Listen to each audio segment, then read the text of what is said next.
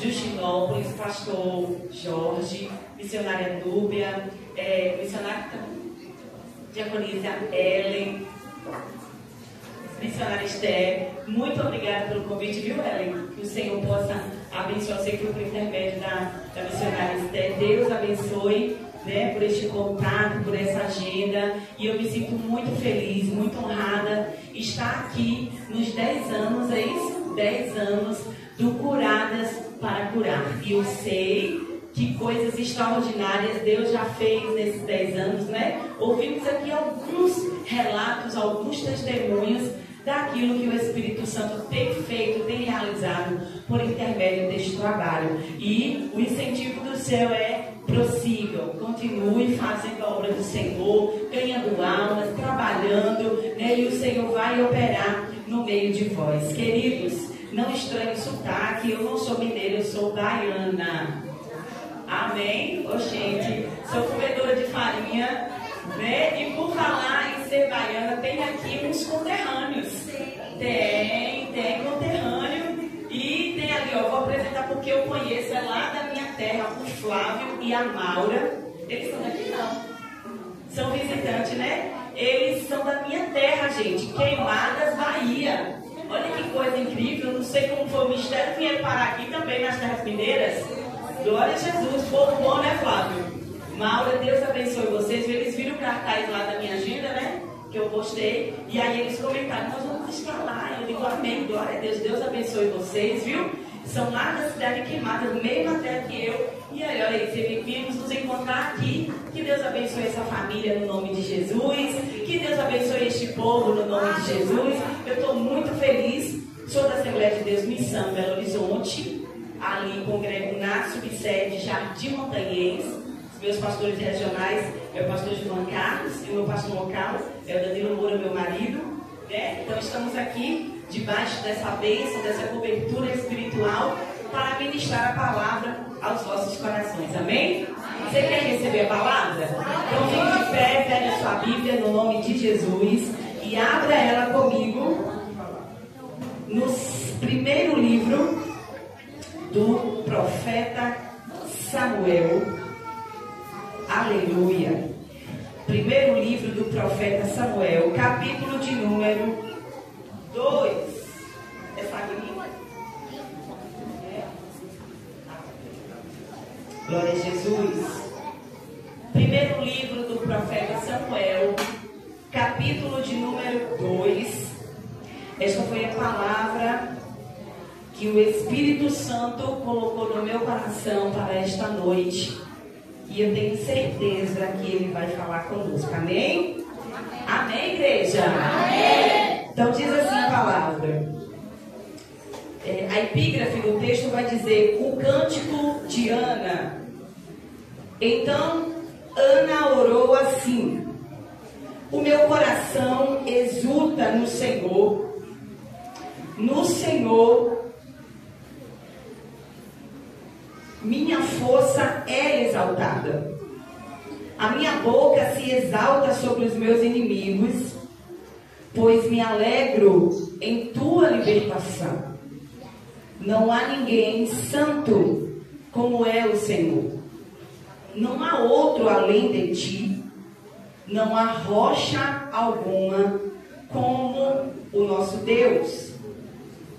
Não falem tão orgulhosamente e nem saia de suas bocas tal arrogância, pois o Senhor é Deus sábio.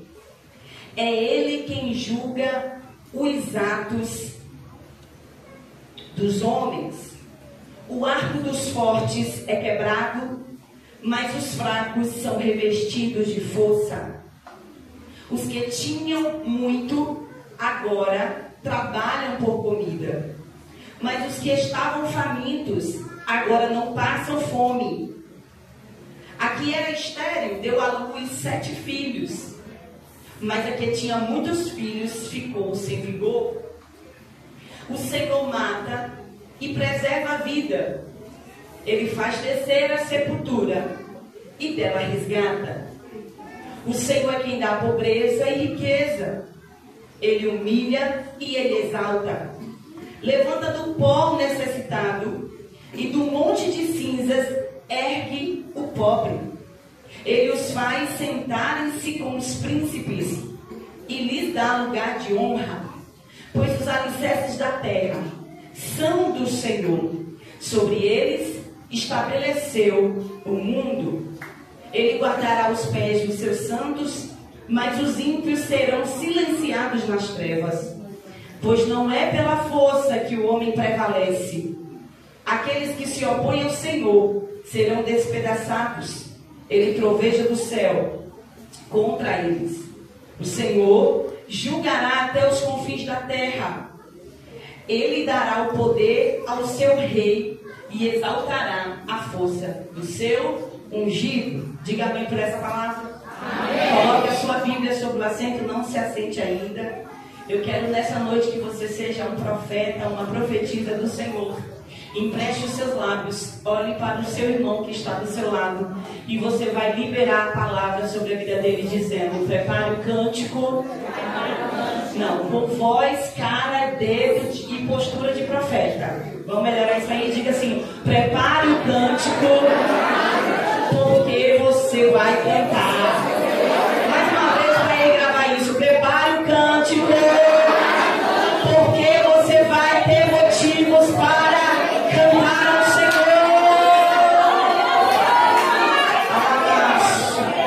Se assente adorando nesta noite, se assente glorificando, exaltando ao nome do Senhor. Prepare o cântico. Diga para você mesmo agora: prepare o cântico, porque eu vou cantar. Aleluia. Louvado seja o nome do Senhor. É um tempo profético. Amém. Para aqueles que estão passando, atravessando por dias de dores, por dias de choro. Aleluia. Pode preparar o cântico, porque você vai ter motivos para cantar em nome de Jesus. Aleluia. Queridos, nós estamos aqui diante de um contexto muito conhecido, que é a história de Ana. A Bíblia vai falar no capítulo de número 1 que o centro da adoração da época se encontra em Siló. Siló fica localizado nas partes montanhosas de Efraim, ou seja, nas partes mais altas de Efraim. Lá está o centro da adoração. É lá onde está estabelecido o tabernáculo, o santuário do Senhor. É lá onde se reúnem os sacerdotes. É lá onde está o sumo sacerdote, que é a pessoa, que representa Deus, representa a própria voz de Deus. É lá onde o povo sobe para adorar e sacrificar, no mínimo, uma vez por ano. A Bíblia vai dizer que havia algumas festas, como festa do Purim, festa da colheita, aonde os israelitas subiam. Eles tinham o costume de subir para sacrificar, para adorar o Senhor. E era lá onde tudo isso acontecia. Era lá onde estava o tabernáculo, era lá onde estava o santuário. Era lá onde Deus se manifestava no Santo dos Santos, por intermédio da pessoa do sumo sacerdote. Só que a Bíblia vai dizer que o sistema da época ele está corrompido. O sistema de Israel, o sistema sacerdotal, ele está totalmente contaminado pelo pecado. A Bíblia vai dizer que na época, quem é o sacerdote são os dois filhos de Eli, Ofni e Finéias. E o sumo sacerdote, o sacerdote Eli, o sumo sacerdote Eli, que agora já está velho, já está com a sua visão embaçada, já não tem mais uma boa visão, tanto espiritual como física, já está cansado, do ministério, já está gastado. E a Bíblia vai dizer que os seus filhos ali, eles estão assumindo, e eles são responsáveis por uma das partes mais importantes da oferta, da queima do holocausto, da queima do animal que as famílias levavam nessa subida. Porque no mínimo uma vez por ano eles subiam e levavam os seus animais. Os animais serviam para que fosse lançada sobre o holocausto, sobre o altar. E então, em forma simbólica, Deus recebia essa oferta. Mas havia um ritual. As famílias entregavam os seus animais ao sacerdote. sacerdotes e esses animais variava pelo tamanho e gravidade dos pecados daquela família. Então haviam pecados, né, grandiosos, então ofertas maiores, animais maiores, e assim sucessivamente. E aí a Bíblia vai dizer que então esses homens, que eram os filhos do sumo sacerdote Eli, eles eram responsáveis pelo ritual da queima do animal. Eles lançavam o animal inteiro, né, sobre o holocausto, tiravam apenas as fissuras do animal, a parte mais gorda do animal, porque era justamente essa parte que era envolta pela gordura, que em contato com o fogo produzia uma fumaça. E essa fumaça produzia uma essência, produzia um cheiro suave. E era esse cheiro que subia, simbolicamente, atraía as narinas de Deus. Deus recebia aquela oferta específica daquela família e assim liberava o perdão sobre aquela família. Perceba, a Bíblia vai dizer, capítulo de número 3, que os filhos de Eli, eles estavam corrompendo toda a liturgia do culto. Eles estavam fazendo como eles queriam, porque agora já não lançava mais o animal para queimar. E depois da queima, depois que Deus recebia a oferta, perdoava o pecado, havia uma parte que era destinada para fora do santuário. Uma parte que não podia ser tocada, não podia ser consumida. Mas havia partes daquele animal que era distribuído tanto para o sacerdócio como para a família que levou aquele animal. E depois, então havia uma celebração de dias para celebrar agora aquilo que Deus havia perdoado, o pecado daquela família. E só depois que a família sentava para comer é que fechava-se aquele ciclo, e somente ali era que então estava concluída a oferta daquela família. Depois que a família estava sentada e comendo, festejando e alegrando, porque agora Deus perdoara o pecado daquela família. Só que a Bíblia vai dizer que antes mesmo que o sacrifício acontecesse, antes mesmo que a carne fosse queimada, antes mesmo que Deus recebesse a oferta, eles estavam roubando na porta do santuário as melhores partes que eles queriam. As partes que lhe convinham. E deixa eu te dizer, exatamente as partes que eram lançadas sobre o fogo para que Deus recebesse a oferta. As partes mais gordurosas, aonde havia sabor, eles entravam nas caldeiras, entravam nas marmitas, exatamente assim que o texto fala, e pegavam tudo que eles queriam daquela família. E eles até chegavam a questionar aqueles homens, dizendo: não é assim que se faz, não é lícito que se tome a carne antes que ela seja queimada. Queimem primeiro, dê a Deus o que é de Deus, e depois escolham as melhores partes. Escolham o que vocês quiserem. Mas eles não aceitavam. Eles davam a si mesmo e roubavam na cara dura o que eles queriam. Perceba, homens que foram separados para o sacerdócio, homens que foram chamados ao ministério. Eu me lembro que em Deuteronômio, quando Deus chama Moisés e ele vai dar ordem a Moisés, ele também faz com que Moisés escreva leis a respeito do sacerdócio. O sacerdócio que foi ali constituído primeiro na pessoa de Arão, junto com os seus filhos. Deus então destina leis até mesmo para a vestimenta daqueles sacerdotes.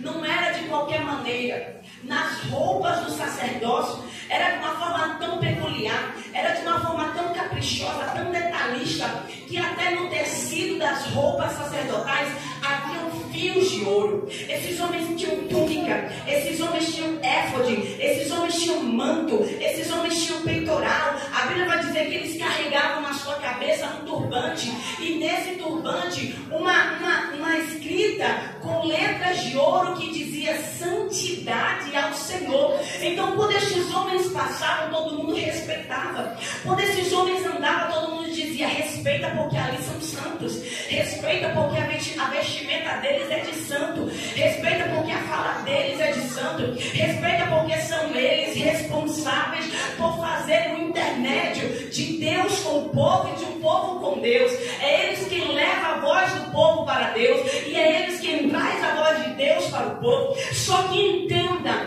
no tempo, na época que nós estamos falando, a Bíblia vai dizer que Deus não se manifestava mais no tabernáculo. Deus não estava se agradando do que estava sendo feito, tocando no que era santo, mas em pecado, vivendo de aparência, aleluia, vestiam roupa de santidade, mas o pecado estava entranhado no seu coração, tinham intenções más, estavam corrompidos no total, desde prostituição na porta do tabernáculo, com as mulheres que vinham nas caravanas, até roubar literalmente o que não lhe pertencia. O povo já estava de uma maneira insatisfeito com aquele sistema, criticando, aleluia, muitos estavam saindo, muitos estavam se apostatando por causa da conduta de quem deveria dar um bom testemunho. Eles estavam agindo com leviandade, estavam praticando o pecado dentro do santuário, estavam vivendo uma vida corrompida, tocando no que era santo, mas de forma profana, aleluia, pegando no que era santo, mas com uma vida totalmente corrompida, uma vida totalmente cheia de pecados e práticas pecaminosas, vivendo verdadeiramente como a Bíblia dizia, aleluia, estavam com uma aparência de vivos, mas por dentro estavam como que sepulcros caiados, estavam sujos, mortos em seus próprios delitos. Eu preciso falar isso aqui nessa noite, porque foi a palavra que o Espírito Santo colocou no meu coração, e eu não posso levar para casa. Eu preciso ser fiel a tudo aquilo que Ele ministrou, aleluia, no meu coração. Não dá para viver uma vida de aparência. Aqui dentro veste roupa de santidade, mas saiu lá fora, aleluia, tudo desmorona. É uma vida de aparência, aleluia, canta aqui dentro, mas lá fora não dá testemunho, aleluia, pega no microfone para cantar aqui dentro, mas lá fora o seu celular está cheio de música secular, cantam a sua boca aqui dentro, adora a Deus, mas lá fora está cheia de palavras top, aqui vive uma vida de aparência, prega até mesmo a palavra de Deus, mas lá fora não dá testemunho, não tem caráter, homem de duas palavras, compra e não paga, não tem uma só mulher, não tem embriagado, anda sem testemunho. Preciso falar aquilo que o Espírito Santo colocou no meu coração. Não dá para viver uma vida de aparência, porque Deus está lá de cima olhando e dizendo: ou você conserta, ou eu vou descer, ou você canta, ou eu vou pregar na terra, porque eu sou santo, a minha casa é santo, e para fazer a minha obra precisa ser.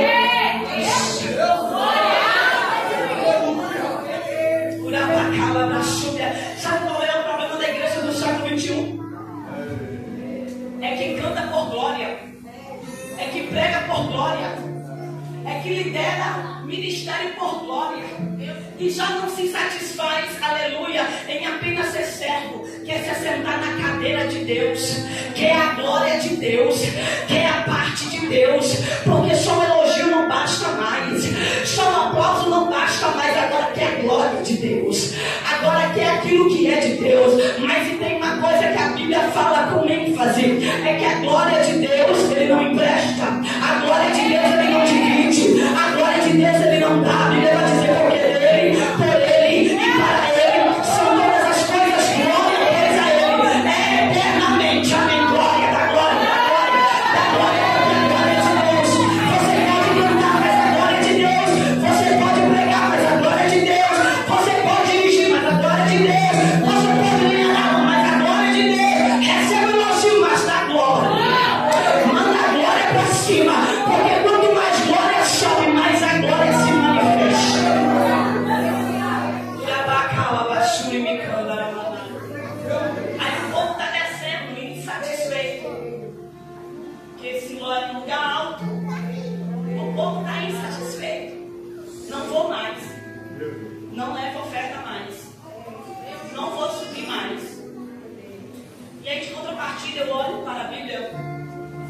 E eu vejo que quando todos descem insatisfeitos com o sistema, está subindo uma família para adorar e sacrificar ao Senhor, independente do sistema, independente de quem está levando a sua vida de aparência, independente de quem está fazendo para se aparecer, independente de quem tem feito para que o seu nome seja exaltado. Tem uma família que está subindo, e a Bíblia vai dizer que eles sobem para adorar e para sacrificar ao nome do Senhor. O sistema não paralisa quem sabe para onde está indo. O pecado não pode tirar você do alvo, se você sabe que o seu alvo é o céu. Aleluia! A indiferença de alguém, a vida profanada de alguém não pode interferir na tua adoração com Deus, na tua vida com Deus, porque a vida de crente é uma vida individual. Eu não posso ser o que o meu irmão é, porque se o meu irmão for para o inferno, eu não posso ir com ele. Se ele quer andar de forma toda errada, o problema é dele. Mas o meu alvo, o meu objetivo é subir para adorar e sacrificar ao Senhor dos Exércitos. Não me importa quem está fazendo do sistema barganha, não me importa quem está fazendo do sistema uma escada para subir degraus, não me importa quem está usando o púlpito para se promover. O que importa é que eu vou subir, vou adorar, vou sacrificar, vou entregar a oferta que eu vim entregar, porque a adoração é individual. Eu e Deus. É eu e Deus. O sistema não pode corromper quem é do céu. Eu vou repetir isso aqui. O sistema não pode corromper quem é do céu. Quando tudo parecer que não tem mais jeito, sobe. Para quê, missionária? Para adorar e sacrificar aquele que te chamou, aquele que morreu na cruz do Calvário por ti. Porque Deus não precisa de intermediário, de alguém que interceda por você a Deus. Jesus já foi o nosso intermediário. Ele subiu na cruz do Calvário. Ele subiu na cruz do Calvário, tomou a minha maldição. Ele levou sobre si os meus pecados, a minha iniquidade. O castigo que me traz a paz estava sobre ele, e pelas suas pisaduras foram sarados. E quando ele morreu, ele disse: Tetelestai, está consumado. Aí a terra tremeu, o céu escureceu, o véu do templo se rasgou de alto a baixo. E hoje eu, você, temos livre acesso ao Pai. Temos livre acesso ao Pai. A adoração, ela continua individual. A minha oferta eu vou entregar independente do sistema. Sobe Eucana, sobe Penina e sobe Ana. Diga comigo: Eucana, Penina e Ana. Todos subiram. Todos subiram. Sobe os servos, sobe os filhos, todo mundo subiu para adorar. Sabe o que eu acho interessante? É que a Bíblia vai dizer que Eucana, como já foi dito aqui, ele tinha 2 esposas. Que a gente tem a tendência de olhar para a Penina e julgá-la no sentido que ela é uma amante pelo que ela faz. Mas na verdade não, Penina é legal. Penina é esposa. Até porque a lei da época abre precedentes para que quando um homem casa com uma mulher que é estéril e ela não possa lhe dar filhos, ele tem todo o direito de casar-se novamente. Então Penina está em um lugar legal. Penina é esposa. E além de ser esposa, Penina é crente. Diga comigo: Penina é crente. Sim, Penina é crente. Penina, ela é crente. A Bíblia está dizendo que Penina está subindo para o santuário. Para quê? Para adorar e sacrificar. Capítulo de número 1. Penina está subindo. E sabe o que é que eu acho interessante? Que ao contrário de que muitos pregam a respeito de Penina, e eu não discordo na sua totalidade, aleluia, porque independente dela ser crente ou não, Penina era uma mulher que irritava, isso é fato, mas nós precisamos olhar pelo outro lado. Qual lado? Penina, para o contexto judaico, contexto israelita, Penina era a esposa que trazia honra para seu marido. Penina era a esposa que honrava a cabeça do seu marido. Penina era a esposa que fazia do seu marido um homem bem-aventurado, um homem próspero. Porque a mulher que dava filhos ao seu marido, essa era considerada uma mulher que honrava a cabeça do seu marido, que trazia honra para a casa do seu marido. E Penina estava nessa posição. A Bíblia vai dizer, no Salmos capítulo de número 128, que o homem ele é feliz quando ele tem filhos, porque filhos é a herança do Senhor. Salmo de número 127 vai dizer que o homem que enche a sua aljava de filhos é um homem honrado, que não precisa ter medo do dia da guerra. Ele enfrenta com a sua cabeça erguida. E Penina, nesse contexto, era uma mulher que honrava a cabeça do seu marido. Penina tinha filhos e Ana não tinha. A Bíblia vai dizer que Penina subia para o templo para adorar e sacrificar ao Senhor. Penina eu vejo um contexto no qual é aquela mulher abençoada por Deus, que sobe para adorar porque recebe bênçãos de Deus, porque tem dádiva do Senhor, porque tem testemunho para contar, porque é alegre no seu caminhar, porque tem filhos, porque ela é abençoada, porque ela é próspera. E deixa eu te dizer uma coisa: aqueles que são abençoados, aqueles que são próximos, têm a tendência de irritar quem não tem nada. Geralmente quem é próspero irrita, se consciente ou inconsciente, se proposital ou improposital, mas essa pessoa que é bem-aventurada, que é próspera, ela irrita quem não é. Ela tira paz de quem não tem. Aleluia. Ela incomoda. E a Bíblia vai dizer que Penina irritava profundamente Ana. Por quê? Porque Penina tinha bênção, Penina tinha filhos, mas Ana não tinha. É muito comum a gente olhar para a história e a gente vê isso muito longe de nós. Só que a Bíblia também vai dizer que Penina, mesmo tendo, ela subia.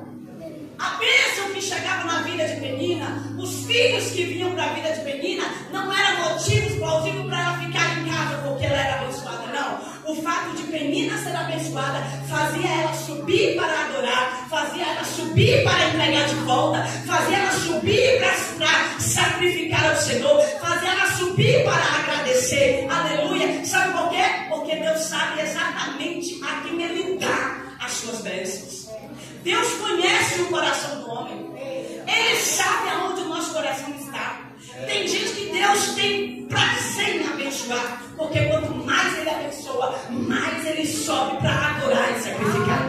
Quanto mais Deus abençoa, mais essa pessoa tem o coração na obra, tem a vida na obra. Quanto mais Deus abençoa ela financeiramente, por exemplo, mais esta pessoa devolve, tem a mão aberta, tem o coração aberto, quer contribuir, quer abençoar. Quanto mais Deus dá, mais gratidão tem no coração de pessoas.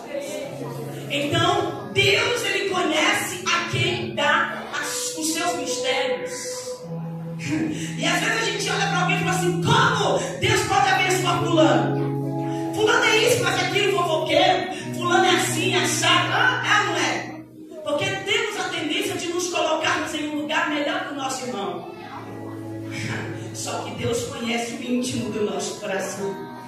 Deus conhece quem de fato Ele dá e que de fato vai devolver o que Ele dá. Perceba, a bênção na vida de Penina não é empecilho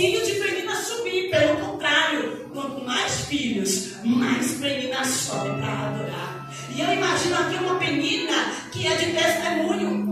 Ela sobe e diz: eu quero a oportunidade, porque no Curadas para curar do ano passado, eu orei, pedi mais um filho, e olha aqui o filho no ventre. Ou então eu orei, e olha o filho aqui nos braços, como já foi contado aqui. Queridos, Deus escolhe os seus para liberar como Ele quer, da forma que Ele quer, na proporção que Ele quer. Só que nós precisamos ter estrutura para saber lidar com a bênção do nosso irmão, para saber agradecer a Deus também pelo que Ele está fazendo na vida do nosso irmão. É preciso ter um coração grato e entender: não é porque Deus não está fazendo a minha vida hoje que Ele não vai fazer. Não é porque Deus está fazendo a vida do meu irmão que Ele me esqueceu. Não, pelo contrário, se não chegou o meu tempo, eu vou adorar o Senhor junto com o meu irmão. Eu vou parar de ser mimizento, em vez de ficar com inveja, ficar com birra por aquilo que Deus está fazendo na vida dele, na casa dele, no trabalho dele, no ministério dele. Eu vou adorar com ele.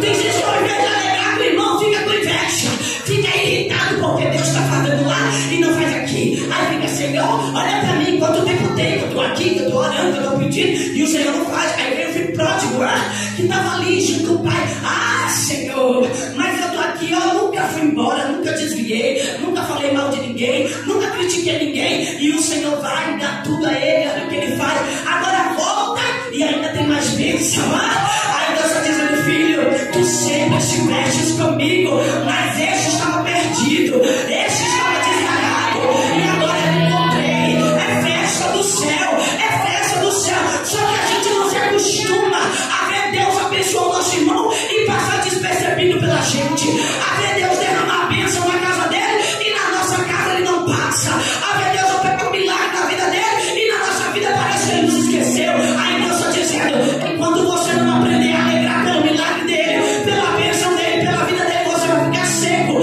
vai ficar improdutivo. Então antes disso, abre a tua boca e agradece ao Senhor pelo que Ele está fazendo na tua vida, na vida do teu irmão. Agradeça por ele estar prosperando, sendo abençoado e sendo feliz.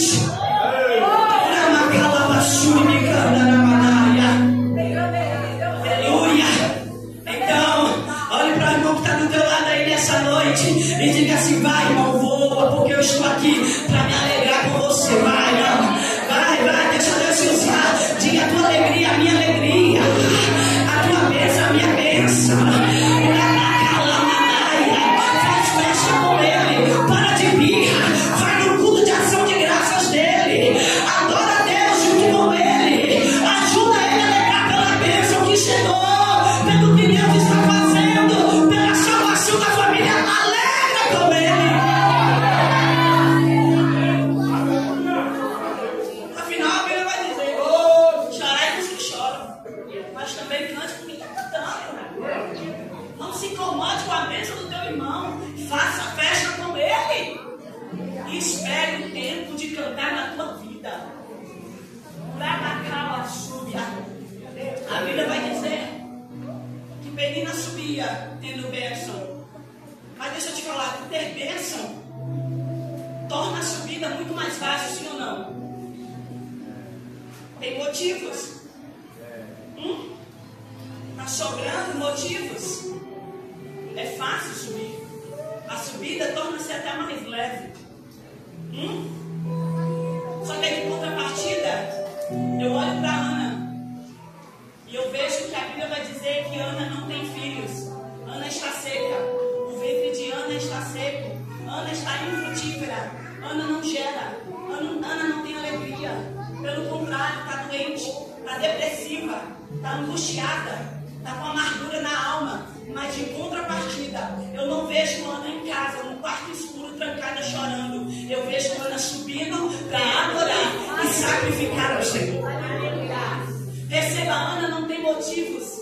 Ana não tem a bênção. Ana não tem a oração respondida. Mas Ana sobe.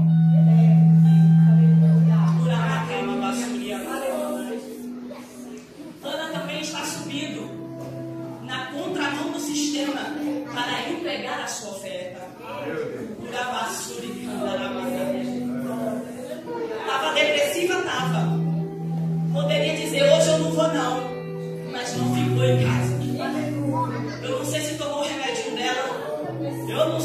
fez, mas ela foi. Ela subiu. Ela subiu chorando, mas ela subiu. Com vergonha, mas subiu. Desacreditada, mas subiu. A fé pequena, mas subiu. Ana não ficou, estava doente, estava enferma, a alma estava angustiada, estava deprimida, com depressão, estava sendo julgada pela sociedade, tinha uma maldição sobre a cabeça dela, porque a cultura vai dizer que a mulher que não gerava, ela era uma mulher amaldiçoada, aleluia, e a Bíblia vai dizer que mesmo assim, Ana pegou tudo isso, toda a sua amargura, e ela subiu para adorar e sacrificar ao Senhor, independente se tinha bênção, se não tinha. Ela diz: o meu lugar não é aqui, o meu lugar é lá no altar, o meu lugar é na casa do Senhor, o meu lugar é entregando a minha adoração, não é pelo que Ele me dá, mas é porque Ele é na minha vida. Eu não vou subir porque Ele está deixando de me abençoar, eu não vou subir porque a bênção ainda não chegou, não, pelo contrário, eu vou subir, eu vou adorar, eu vou sacrificar, e mesmo que Ele não faça esse ano, eu vou continuar clamando até que a mão do Senhor, até que Ele se incline para mim e escute o meu clamor. Eu não sei como você chegou aqui nessa noite, não sei o que te moveu, se é bênção ou se é ausência da mesma, mas uma coisa eu tenho certeza: você chegou neste lugar, você veio adorar e sacrificar ao Senhor. Então não perca tempo, já que veio, adore, entregue, abre teu coração, sinta a presença dele aqui nessa noite, porque ele já chegou neste lugar. Aleluia! A Bíblia vai dizer que Ana estava com a sua madre cerrada. Receba. Mas a madre de Ana, quem encerrou não foi a medicina. Ana não recebeu um diagnóstico dizendo: olha, minha filha, você não pode gerar. O organismo, o corpo de Ana não deu nenhum sinal dizendo que ela não podia gerar, que ela era infrutífera. Não, a Bíblia vai dizer que foi a própria mão de Deus que cerrou a madre de Ana. Perceba isso. E às vezes é difícil entender que a gente passa uns processos na vida que não é o nosso adversário, que não é o capeta. Às vezes o capeta está lá dormindo, bonitinho, a gente tudo atribui a ele a culpa, é ou não é? Aí ele acorda assim: ui, quem foi? Aonde anda? Às vezes a nossa dificuldade é entender que é Deus que domina tudo, e que até o mal que nos atravessa tem a mão dele. E para um crente não é fácil entender que a mão de Deus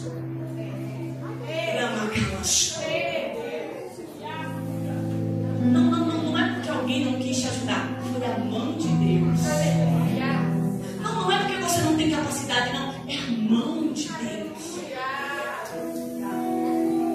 Só que você ainda não entendeu isso, aí fica procurando um culpado na sua vida, uma penina para atribuir a culpa, a raiva, descarregar todo o seu ódio. Só que você não entendeu que foi a própria mão de Deus que te impediu de gerar. E eu não sei qual a área que você está sendo impedido de gerar. E é difícil para a gente olhar e entender que a mão de Deus está lá assim, ó, cerrando o que nós queremos. É difícil a gente até confessar: não, Deus não quer que isso aconteça ainda na minha vida. Não é? É difícil para a compreensão humana entender que Deus quer o nosso mal. Não, Deus não quer.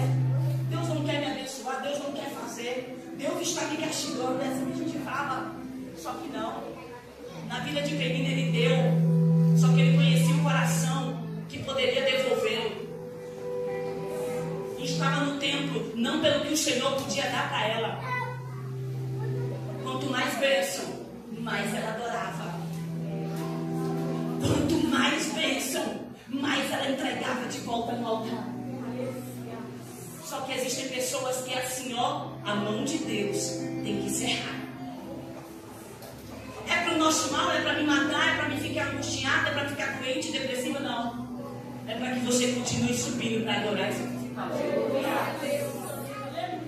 Porque para algumas pessoas a bênção impulsiona, mas para outras a ausência também funciona da mesma forma. Eu sou psicóloga e a psicologia, ela explica que o ser humano é movido pela ausência do que ele quer, mas não possui.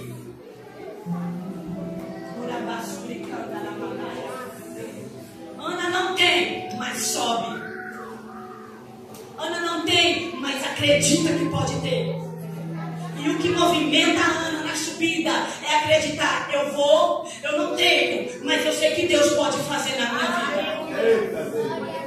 Eu não tenho hoje, mas eu sei que se eu continuar clamando, orando, o Senhor pode me atender. O Senhor pode reverter o quadro. A Bíblia vai dizer que uma mulher tinha uma filha em casa miseravelmente atormentada pelos demônios. Mateus capítulo de número 15. A Bíblia vai dizer que essa mulher ouviu falar que Jesus podia curar a sua filha. Essa menina, não sei se uma criança, uma jovem ou uma adolescente, mas a Bíblia fala que era uma filha. Ela estava miseravelmente atormentada.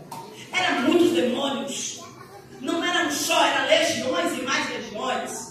Imagina essa menina tentando contra a própria vida e contra a vida das pessoas. Essa mulher não tinha mais paz, essa mulher não tinha mais alegria, não tinha sossego, não dormia, ficava preocupada com essa menina o tempo todo. Aí ela pega essa menina em pensamento, porque a menina não tem condição alguma de ir até Jesus, mas ela leva a menina em pensamento, ela leva a menina até Jesus na sua oração. E quando ela chega diante de Jesus, a Bíblia diz que ela clama.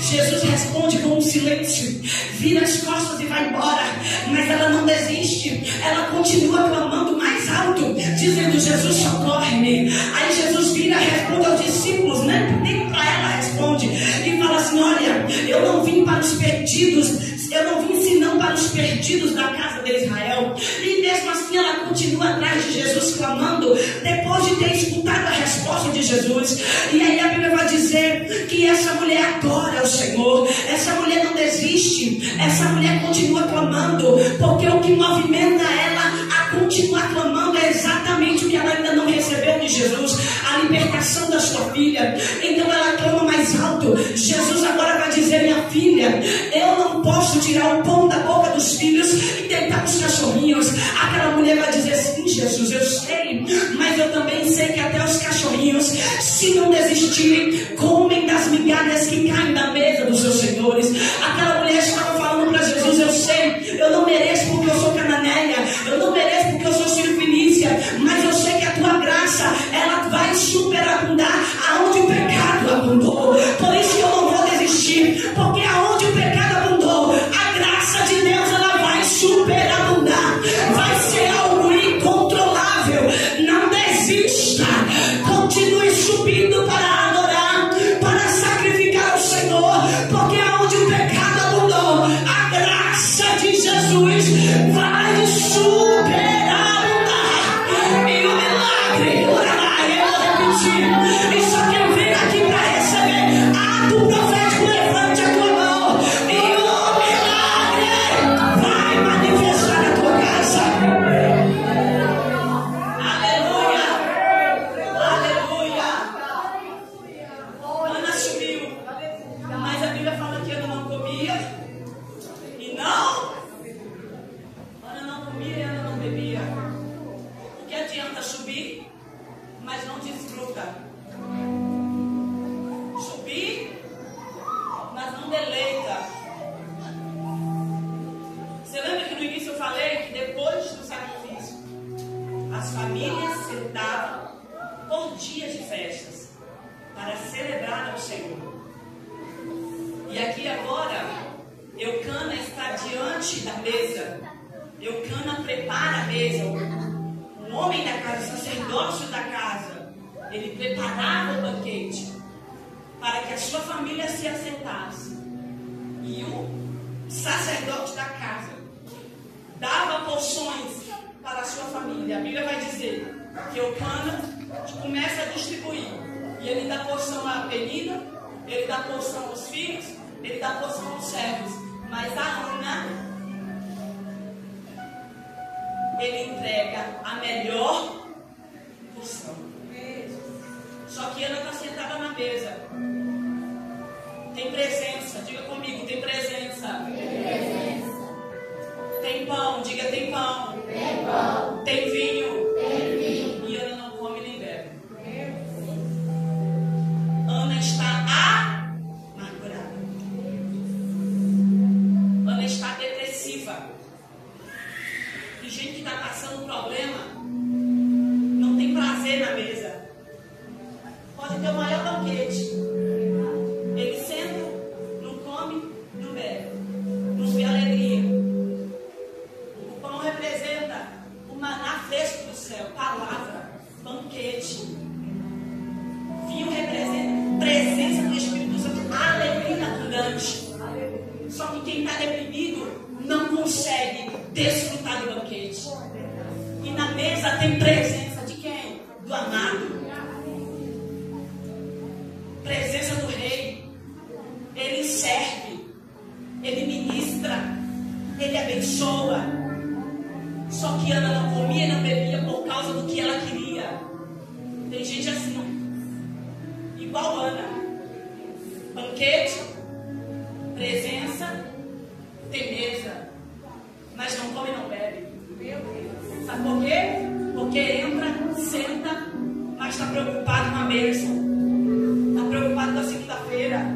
Está preocupado com o emprego. Está preocupado com a saúde. Está preocupado com a bênção.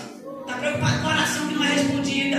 Aí Deus está dizendo como Eucana: ô Ana, será que eu não te sou melhor do que 10 filhos que eu possa te dar?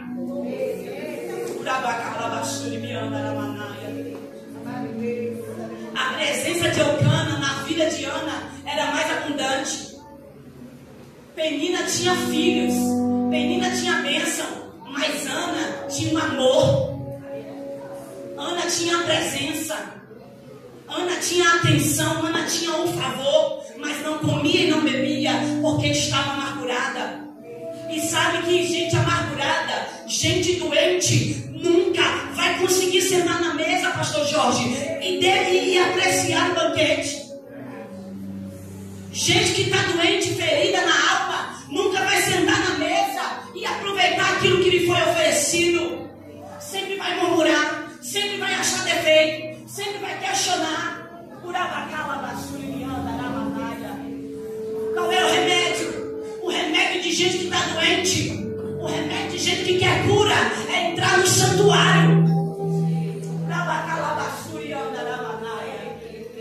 É entrar no santuário, porque a Bíblia diz que enquanto Ana não entrou no santuário, continuou amargurada, continuou sem comer, continuou sem desfrutar do banquete, continuou com foco na bênção e não no abençoador, continuou com foco no presente e não na presença.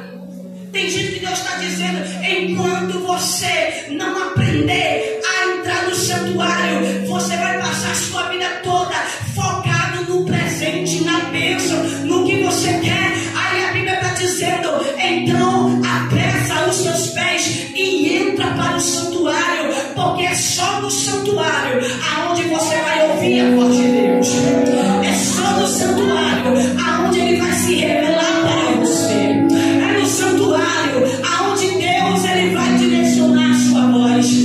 A Bíblia vai dizer que o salmista Asaf, ele estava a olhar a prosperidade dos ímpios, e ele estava a questionar a Deus, dizendo: olha lá, Senhor, eles são prósperos em tudo que quer, nenhum mal sobrevém sobre eles. Olha a vida deles como eles são, e até quando, Senhor, eles vão andar assim? E eu e nós que servimos ao Senhor, olha como nós andamos. A Bíblia diz que o salmista Asaf quase desviou da presença do Senhor, quase os seus pés relaram ao abismo. Mas aí a Bíblia vai dizer que então ele entrou no santuário, e quando Asaf entrou no santuário, ele pôde compreender o mistério de Deus, ele pode ouvir a voz de Deus.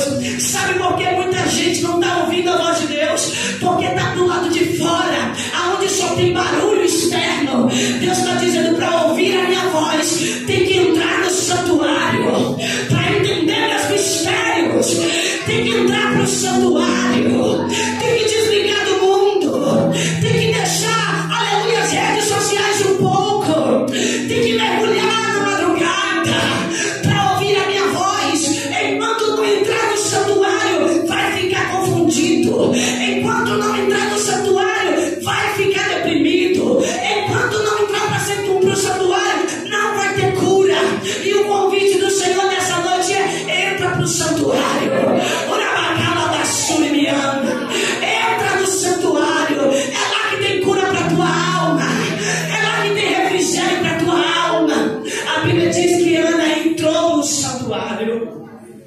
E quando Ana entrou no santuário, aleluia, quando Ana entrou no santuário, todos os questionamentos de Ana foram respondidos. Aleluia.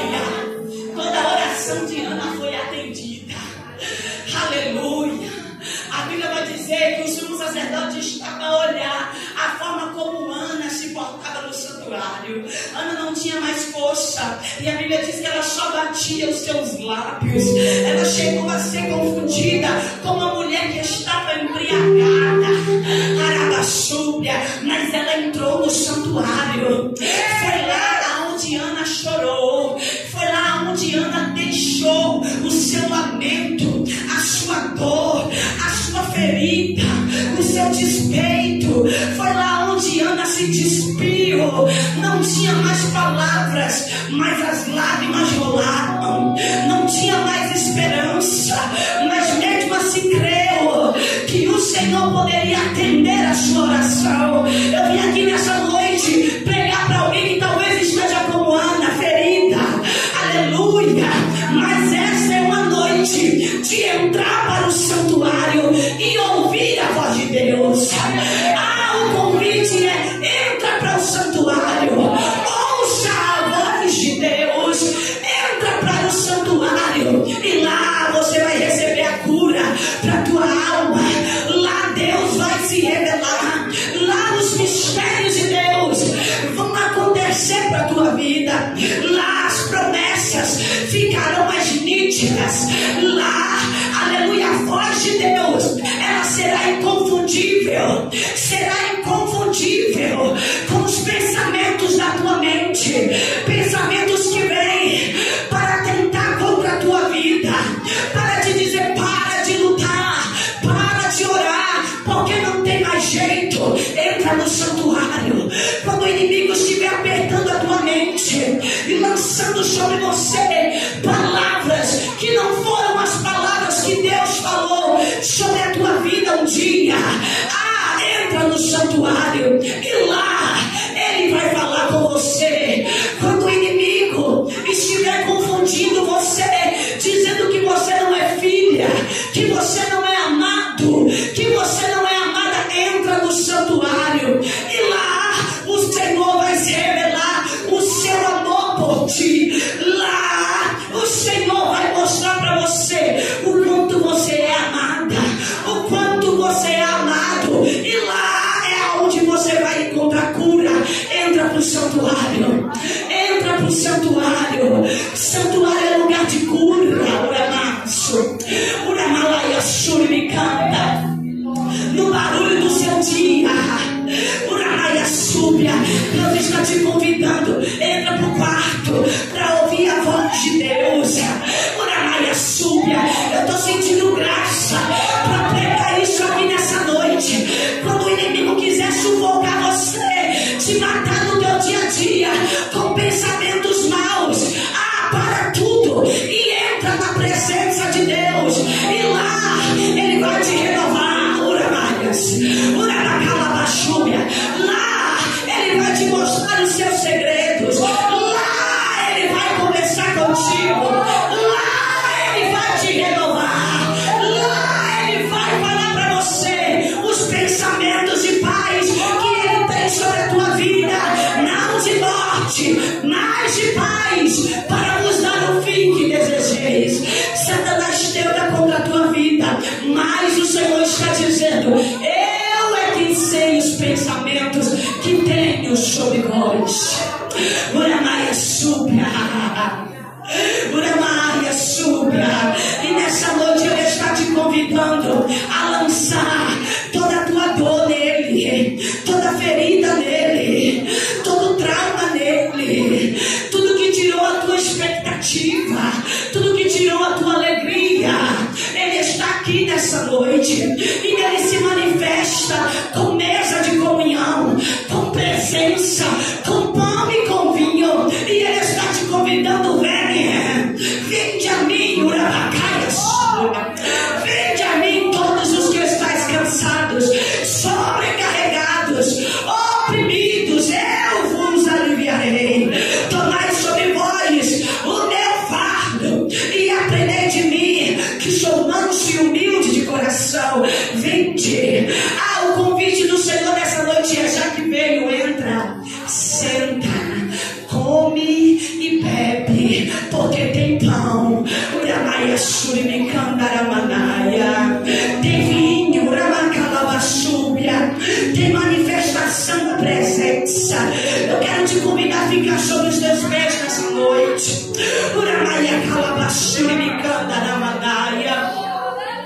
Talvez você já perdeu o brilho, talvez você já perdeu a alegria de entrar no santuário, não tem mais força.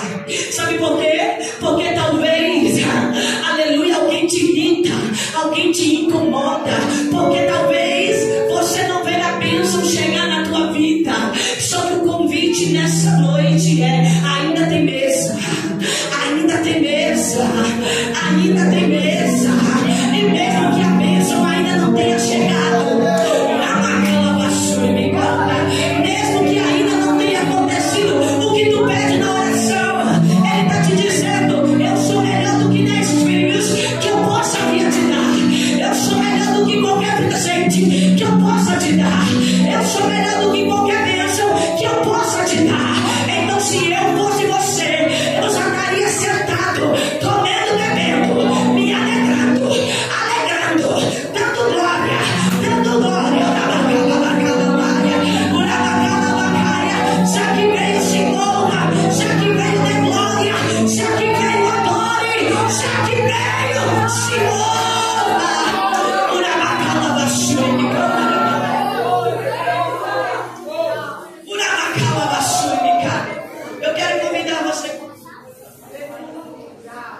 Eu quero convidar você aqui no altar, você que nessa noite precisa ouvir a voz de Deus. Eu quero te convidar para o altar.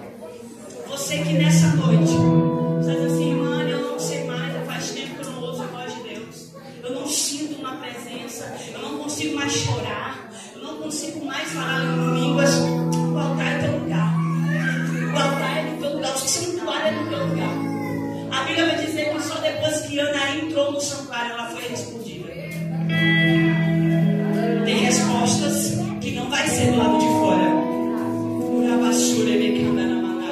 E barulho externo vai te impedir de ouvir. Então entra no santuário. Vem para o altar nessa noite. Vem para o altar receber oração. Vem para o altar receber do Senhor. Eu costumo dizer que no altar tem brasa. E o altar está liberado nessa noite. Então corre para o altar. Corre para o altar. Vem derramar a tua adoração. Vem derramar aqui no altar a tua súplica.